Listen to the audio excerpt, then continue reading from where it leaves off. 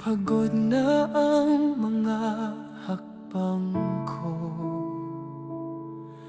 Di ko na alam kung saan tutungo.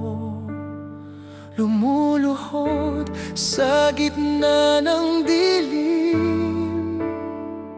Puso ko wasak na, Panginoon dinggin.